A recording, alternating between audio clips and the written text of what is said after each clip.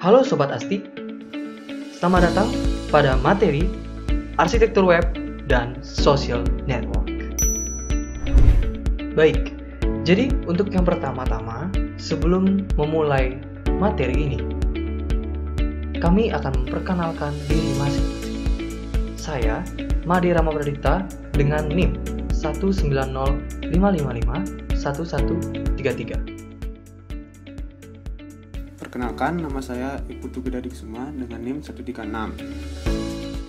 Halo, perkenalkan, nama saya Kade Eva Krisma Briarta, NIM 19055511137. Perkenalkan, nama saya Idiwo Gede Suryadianta Wedagama, NIM 138. Perkenalkan, nama saya Nisa Fira Kotrunada Pratama, NIM 19055511163. Perkenalkan, nama saya Nyoman Alfewi Rayani, NIM akhir 1165. Oke, perkenalan diri sudah selesai. Sekarang kita langsung saja masuk ke dalam materi. Materi yang pertama tentunya adalah arti dari arsitektur web.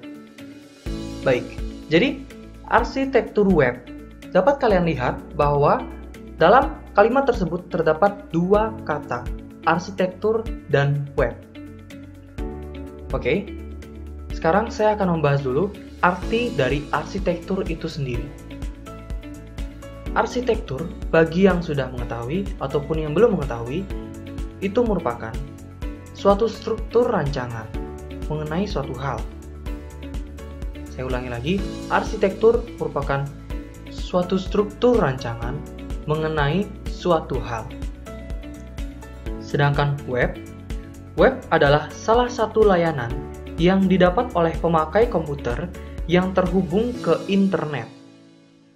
Jadi, web ini menyediakan informasi bagi pemakai komputer yang terhubung ke internet dari sekedar informasi sampah atau informasi yang tidak berguna sama sekali sampai informasi yang sangat serius. Jadi, dapat kita simpulkan atau kita definisikan, arsitektur web itu merupakan struktur rancangan web agar dapat tersusun suatu informasi yang tepat atau terorganisasi dan mudah ditemukan isinya. Dikarenakan arsitektur web ini merupakan struktur rancangan, tentunya di dalam kata struktur pasti memerlukan beberapa aspek. Jadi, struktur rancangan harus memenuhi beberapa aspek. Pada arsitektur web, terdapat aspek-aspek yang harus dipenuhi, antara lain form, fungsi, navigasi, interface, interaksi, visual, dan maksud informasi itu sendiri yang akan dibangun dalam sebuah web. Kemudian, cobalah kalian perhatikan gambar berikut ini. Pada gambar ini, terdapat klien, web server, terdapat HTTP juga, script, database, dan web page. Bagaimana alurnya ini? Alur ini dimulai dari klien. Klien akan memberikan kode atau memberikan permintaan kepada web server berupa HTTP tersebut. Kemudian, web server akan menerima HTTP tersebut dan akan menyesuaikan HTTP permintaan klien tersebut dengan web page yang terdapat pada web server. Setelah itu, hasil dari penyesuaian tersebut disimpan ke dalam script. Kemudian, database yang diperlukan yang berkaitan dengan keinginan klien akan ditambahkan ke dalam script. Setelah semua kode yang ada di dalam script sudah lengkap, kode tersebut akan diimplementasikan ke dalam suatu web page untuk klien. Kemudian, web page tersebut dikirimkan ke klien. Jadi, begitulah gambaran alur dari arsitektur web. Kemudian selanjutnya, kita akan masuk ke dalam konsep arsitektur sistem. Di dalam konsep arsitektur sistem terdapat dua konsep. Yang pertama, arsitektur teknologi informasi. arsitektur TI mengintegrasikan kebutuhan bisnis seluruh organisasi untuk mendapatkan informasi dan semua aplikasi. Sebuah rencana arsitektur menjelaskan bagaimana rumah yang akan dibangun. Demikian pula, arsitektur TI menunjukkan bagaimana semua aspek teknologi informasi dalam suatu organisasi yang sesuai secara bersama. Dan kemudian, untuk konsep yang kedua, yaitu infrastruktur teknologi informasi. Infrastruktur terdiri dari komponen fisik, layanan, dan personil yang mendukung seluruh organisasi. Komponen TI yaitu perangkat keras, lunak, dan teknologi komunikasi yang memberikan dasar bagi semua organisasi sistem informasi. Platform dengan infrastruktur organisasi TI memiliki hubungan. Platform perusahaan hanya terdiri dari komponen TI. Oleh karena itu, platform adalah bagian dari infrastruktur TI. Baik, kemudian selanjutnya kita akan masuk ke dalam materi bagian-bagian arsitektur web. Arsitektur web memiliki 7 bagian. Yang pertama adalah Hypertext Transfer Protocol atau disingkat dengan HTTP. HTTP ini merupakan sebuah protokol jaringan lapisan aplikasi yang digunakan untuk sistem informasi terdistribusi, kolaboratif, dan menggunakan hypermedia. Yang kedua adalah World Wide Web atau disingkat dengan WWW. WWW merupakan kumpulan web server dari seluruh dunia yang berfungsi menyediakan data dan informasi untuk dapat digunakan bersama. Melalui web, dapat mengakses informasi-informasi yang tidak hanya berupa teks, tetapi juga berupa gambar, video, suara, dan animasi. Yang ketiga, Universal Resource Locator atau URL. URL merupakan suatu konsep penamaan lokasi standar dari suatu file, direktori, komputer, dan lokasi komputernya sesuai dengan metode yang digunakan. URL tidak hanya dapat menunjukkan ke suatu file, tapi dapat juga menunjuk suatu query, dokumen dalam suatu database, atau hasil dari perintah finger atau perintah archi. Yang keempat adalah Extensible Markup Language atau XML. XML merupakan bahasa web turunan dari SGML, Standard Generalized Markup Language. Selanjutnya adalah bagian arsitektur web yang kelima. Bagian arsitektur web yang kelima adalah JavaScript. JavaScript adalah bahasa pemrograman berbasis prototype yang berjalan di sisi klien.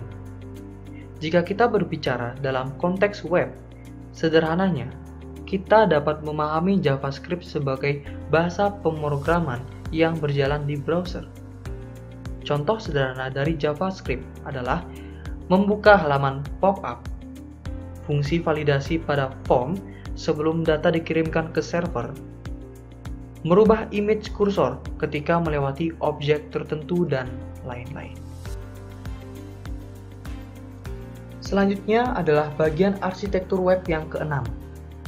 Bagian arsitektur web yang keenam adalah AJAX.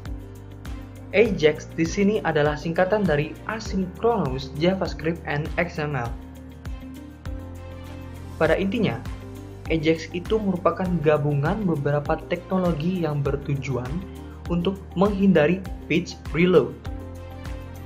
Dengan menghindari page preload, kita dapat menghindari paradigma click and wait, serta memberikan sebuah fitur yang cukup kompleks pada website, seperti validasi data secara real-time, drag and drop, dan fitur-fitur lain yang belum memiliki web biasa.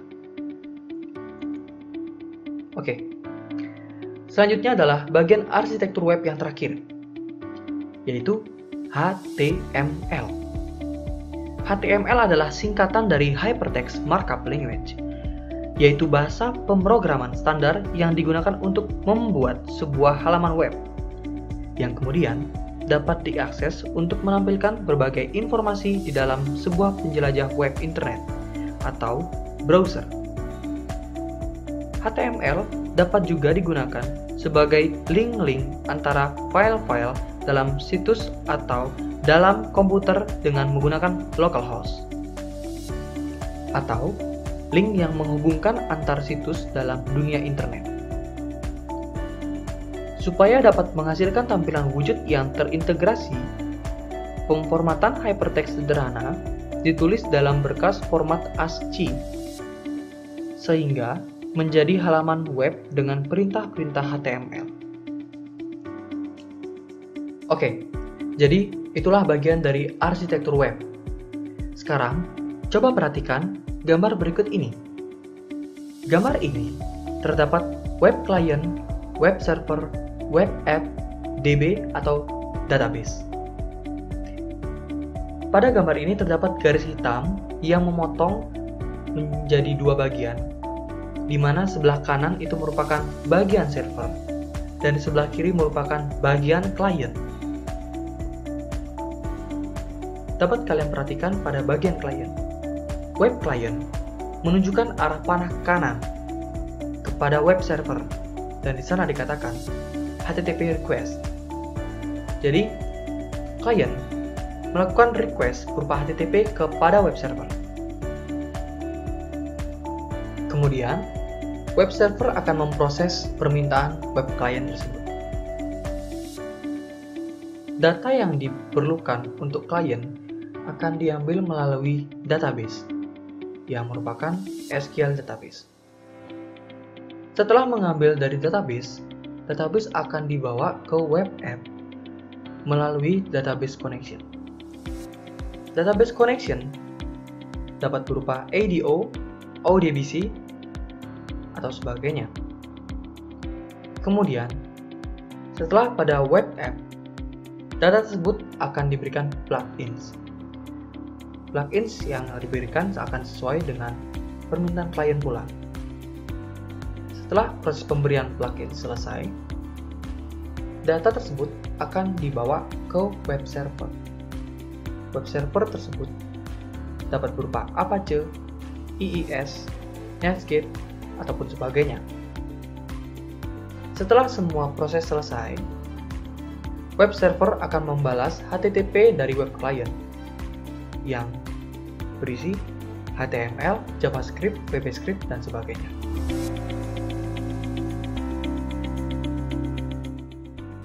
Di sini saya akan menjelaskan mengenai arsitektur web 2.0, 3.0, serta perbedaannya. Baik, langsung saja yang pertama yaitu definisi arsitektur web 2.0. Web 2.0 disebut sebagai suatu generasi kedua dari layanan berbasis web dalam dunia komputer yang dijalankan langsung di atas internet sebagai platformnya. Saat ini, Web 2.0 berkembang sangat pesat pada situs jejaring sosial yang menyebabkan kehidupan sosial dalam dunia maya dapat dirasakan seperti penggunaan blog, Facebook, dan Twitter. Selain situs jejaring sosial, dapat dicontohkan juga YouTube, Wikipedia, perangkat komunikasi, dan Voxonomy. Berikut ini merupakan karakteristik dari Web 2.0. Yang pertama yaitu The Web as Platform. Aplikasi Web 2.0 menggunakan web sebagai platformnya. Yang dimaksud dengan platform di sini adalah tempat suatu aplikasi dijalankan. Contohnya adalah Google yang bisa diakses dari sistem operasi manapun, atau berbagai media sosial dan game. Kelebihannya, aplikasi-aplikasi Web 2.0 ini tidak lagi dibatasi sistem operasi seperti pada Windows, dan kita bahkan tidak perlu menginstal apapun untuk menggunakan aplikasi-aplikasi tersebut.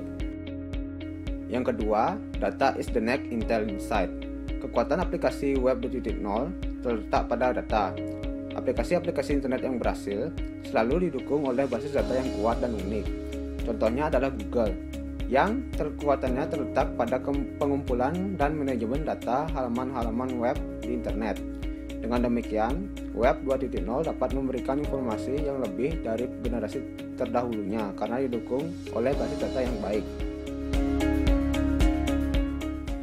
Yang ketiga, harnessing collective intelligence. Aplikasi Web 2.0 memiliki sifat yang unik, yaitu memanfaatkan kepandaian dari banyak orang secara kolektif. Sebagai hasilnya, muncullah basis pengetahuan yang sangat besar hasil gabungan dari pengetahuan banyak orang.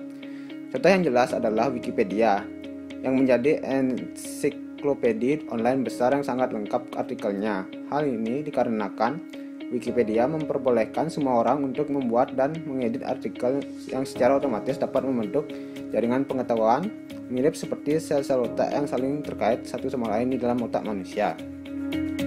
Lalu yang keempat, end of the software release cycle. Aplikasi yang dimiliki oleh Web 2.0 memiliki sifat yang berbeda dengan platform lainnya. Seperti Windows yang biasanya suatu aplikasi di dalamnya dirilis setiap 2 tahun atau 3 tahun sekali. Semisal Microsoft Office yang memiliki versi 97, 2000, XP, 2003, 2007, 2010 hingga 2013. Berbeda dengan aplikasi pada Web 2.0 yang selalu melakukan update terus-menerus karena sifatnya yang bukan lagi produk melainkan layanan. Semisal Google yang selalu diupdate data dan programnya tanpa perlu menunggu waktu-waktu tertentu. Selanjutnya, saya akan menjelaskan mengenai definisi arsitektur Web 3.0. Konsep yang diusung pada Web 3.0 adalah intelektualitas buatan atau artificial intelligence. Konten web ditampilkan tidak hanya dalam format bahasa manusia, tetapi juga dalam format yang dapat dibaca dan digunakan oleh mesin. Artinya, jika kita sering menggunakan YouTube dan sering menonton video yang berkaitan dengan masak, maka secara langsung video yang ditawarkan YouTube pada halaman home adalah video yang berkaitan dengan memasak. Berikut merupakan karakteristik dari Web 3.0. Yang pertama yaitu semantic web. Semantic web merupakan sebuah web dengan kemampuan membaca situs semudah manusia membacanya. Satu informasi yang dibutuhkan oleh manusia dapat dengan mudah tersajikan dengan korelasi informasi yang tepat dan cepat. Yang kedua, the 3D web. Nuansa web semakin menarik dengan adanya kemampuan visual 3D. Tanpa harus meninggalkan rumah, maka kita dapat mengunjungi berbagai tempat di dunia lain secara virtual dengan kemampuan akses data dan interaksi secara real time. Yang ketiga, lightweight programming model. Kalau yang ini maksudnya pembuatannya menggunakan bahasa yang ringan. Jadi suatu aplikasi bisa kita buat menjadi aplikasi baru seperti Google Map bisa dibuat untuk program aplikasi hosting map. Lalu yang keempat, the media centric web. Keyword bukan lagi satu-satunya cara untuk mendapatkan informasi yang dituju. Foto, audio, video akan menjadi cara lain untuk mencari informasi yang kita tuju. Selanjutnya, saya akan menjelaskan mengenai perbedaan Web 2.0 dan 3.0. Dilihat dari gambar pertama, Web 2.0 kita hanya bisa membaca dan menulis sebuah web. Lalu di gambar kedua, kita bisa melihat Web 3.0 kita seperti berada di dalam sebuah web tersebut karena Web 3.0 telah didukung oleh visual berbasis 3D. Lalu pada tabel berikut ini kita bisa melihat perbedaan Web 2.0 dan Web 3.0. Yang pertama, Web 2.0 dirancang untuk mengakses informasi dengan interaksi dua arah, sedangkan Web 3.0 aplikasi-aplikasi online dalam website dapat saling berinteraksi. Yang kedua, Web 2.0 bersifat read and read, sedangkan Web 3.0 visual sudah berbasis 3D. Yang ketiga, Web 2.0 internet sebagai platform, sedangkan Web 3.0 sudah adanya web service. Web service di sini artinya mekanisme komunikasi dua aplikasi atau mesin. Sekian penjelasan dari saya mengenai definisi Web 2.0, 3.0 beserta perbedaannya. Terima kasih. Selanjutnya, saya akan membawakan sebuah materi tentang sejarah dari social networking. Istilah jejaring sosial atau social networking pertama kali diperkenalkan oleh Profesor G.A. Barnes pada tahun 1954. Jejaring sosial merupakan sebuah sistem struktur sosial yang terdiri dari elemen-elemen individu atau organisasi. Jejaring sosial ini akan membuat mereka yang memiliki kesamaan sosialitas, mulai dari mereka yang telah dikenal sehari-hari sampai dengan keluarga, bisa saling berhubungan. Social networking itu sendiri juga merupakan sebuah bentuk layanan internet yang ditujukan sebagai komunitas online bagi orang yang memiliki kesamaan aktivitas, ketertarikan pada bidang tertentu, atau kesamaan latar belakang tertentu. Social networking lazim disebut sebagai jaringan pertemanan. Juga layanan social networking biasanya berbasis web, dilengkapi dengan beragam fitur bagi penggunanya agar dapat saling berkomunikasi dan berinteraksi. Sejak komputer dapat dihubungkan satu dengan lainnya dengan adanya internet, banyak upaya awal untuk mendukung jejaring sosial melalui komunikasi antar komputer. Cikal bakal lahirnya social network telah terjadi beberapa dekade yang lalu. Pada tahun 1971, pengiriman email pertama dilakukan melalui dua komputer yang berdampingan yang dilakukan oleh Ray Tomlinson. Dan pada tahun 1994, apa yang bisa dianggap sebagai salah satu jejaring sosial pertama, GeoCities, meluncurkan untuk pertama kalinya, yang dapat membantu dalam pembuatan web itu sendiri. Pada tahun 2003, MySpace muncul di permukaan. Anda dapat mengelola dari profil pribadi hingga layanan hosting untuk foto, komentar, atau pengikut. Semuanya awalnya sangat terfokus pada grup musik.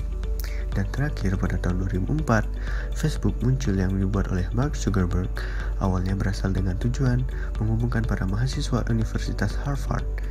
Pada tahun 2006, Facebook menjadi layanan yang terbuka untuk umum, yang secara radikal mengubah sejarah jejaring sosial.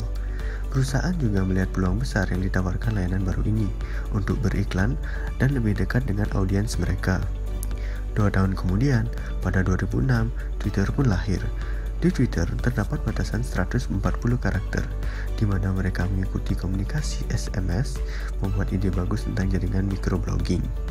Hingga dalam beberapa tahun terakhir, semakin banyak jejaring sosial yang setelah muncul. Beberapa di antaranya adalah Pinterest, Snapchat, LinkedIn, dan lain-lain.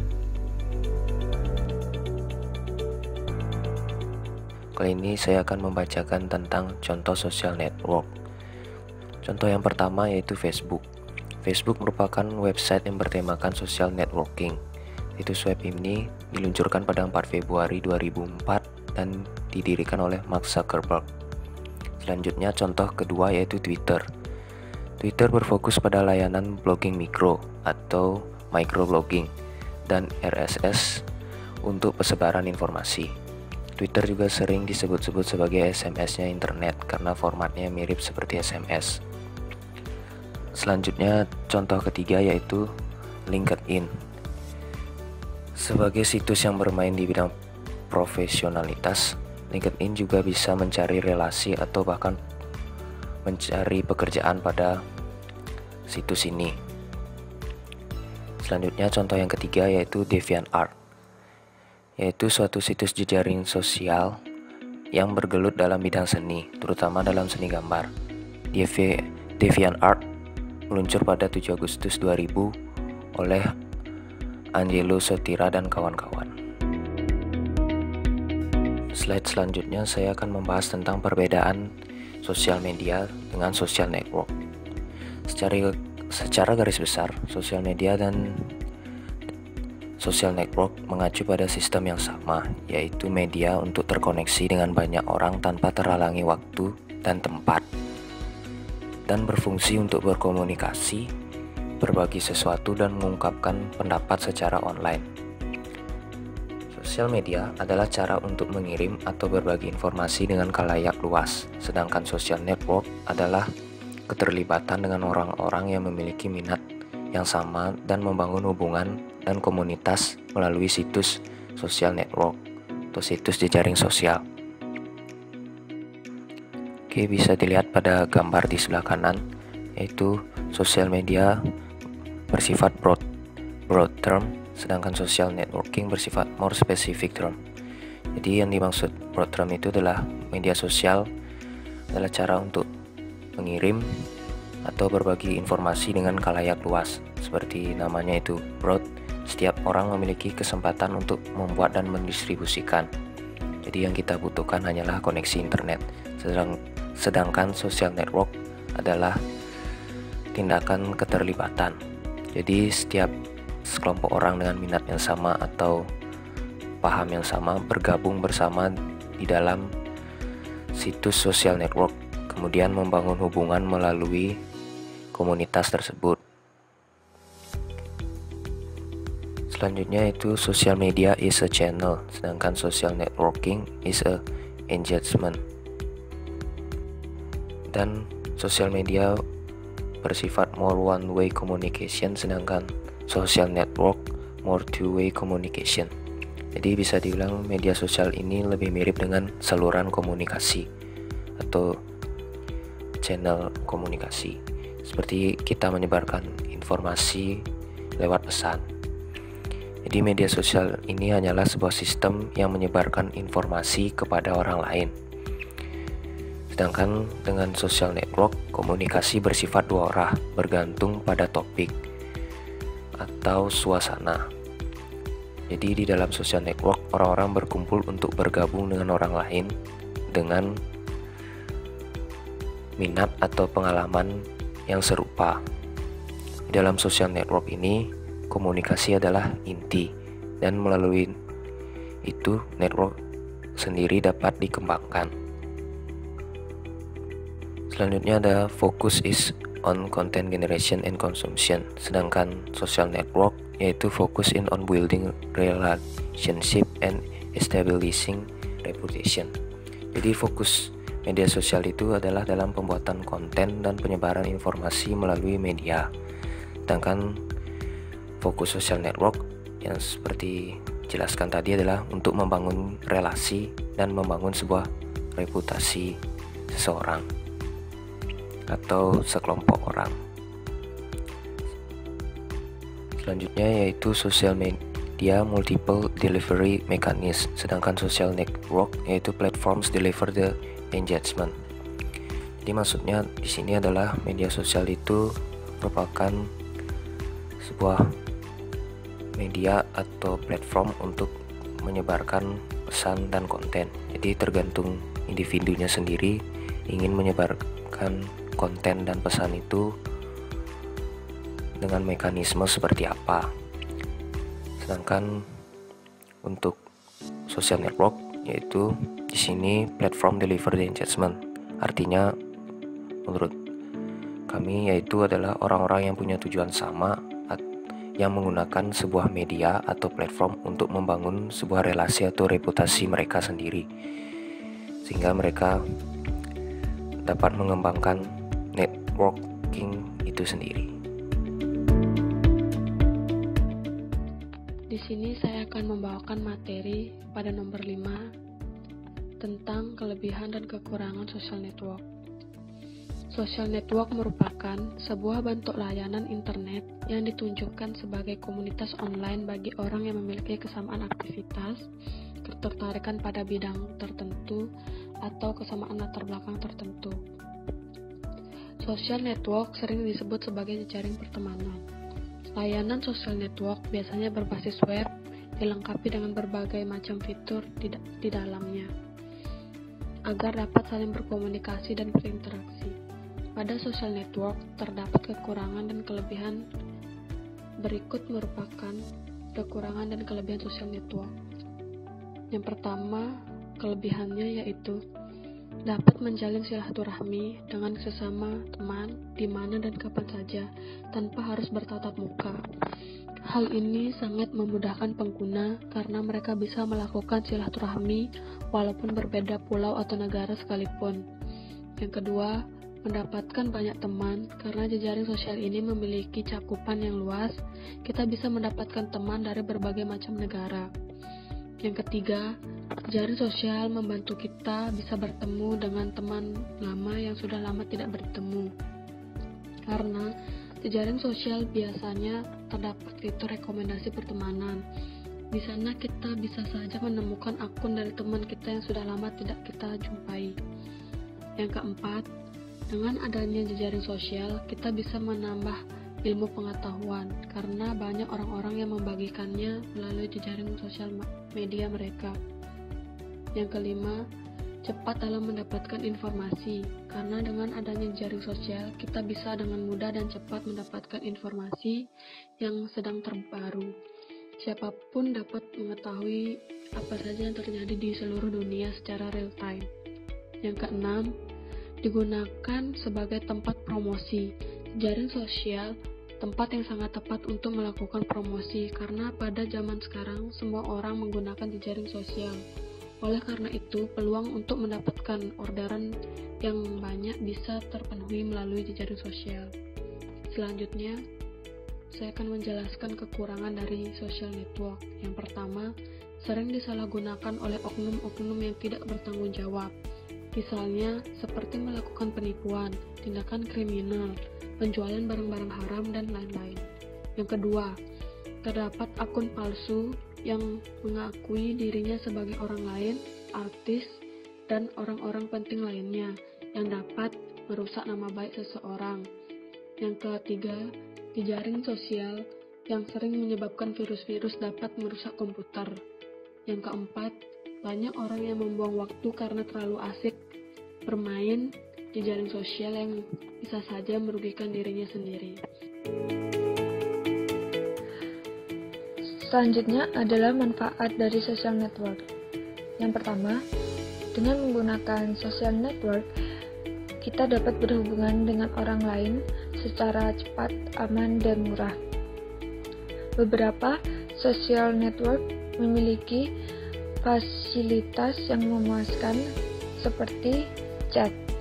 Untuk menggunakan fasilitas ini, kita harus memiliki akun social network terlebih dahulu agar dapat menggunakan fasilitas chat tersebut. Jadi, kesimpulannya, social network ini sangat berperan penting dalam menghubungkan orang lain dimanapun dan kapanpun.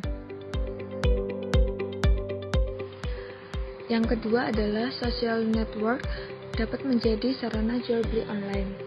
Ini artinya bahwa penjual tidak perlu bertemu langsung dengan pembeli, karena dengan penjual membuat akun social network, penjual hanya perlu memposting barang yang akan dijual, dan selanjutnya si customer akan melihat postingan barang tersebut dan setuju untuk membelinya. Dengan demikian, social network juga berperan dalam sarana jual beli online di seluruh dunia. Yang ketiga, social network dapat bermanfaat pada segi pendidikan. Apabila kita menggunakan social network dengan bijak dan dengan kegiatan-kegiatan positif, maka penggunaan social network dapat dioptimalkan manfaatnya. Dari segi pendidikan, contohnya kita bisa melihat beberapa video-video pada social network yang dapat membantu kita dalam proses belajar mengajar. Dan ada beberapa grup pada sosial media untuk membantu kita dalam memecahkan suatu masalah pembelajaran yang tidak kita pahami. Oke, sekian presentasi kami, dan dari presentasi tadi kalian sudah dapat mengetahui apa arti dari arsitektur web, dan juga terdapat konsep-konsep arsitektur sistem, apa saja konsep-konsepnya dan pengertiannya. Kemudian kalian juga mengetahui bagian-bagian arsitektur web yang ada 7 tadi. Setelah itu, kalian mengetahui arsitektur web 2.0 itu seperti apa, dan juga arsitektur web 3.0 itu seperti apa, dan perbedaannya kalian sudah mengetahui. Kemudian, kalian juga mengetahui social network, bagaimana sejarahnya, contoh social network, dan perbedaan sosial media dan social network. Selain itu, kalian juga mengetahui kelebihan social network dan kekurangannya tentunya. selain itu kalian juga sudah mengetahui manfaat social network. Jadi, sekian pembawaan presentasi kami mengenai materi arsitektur web 2.0, 3.0, dan social network. Terima kasih dan selamat belajar.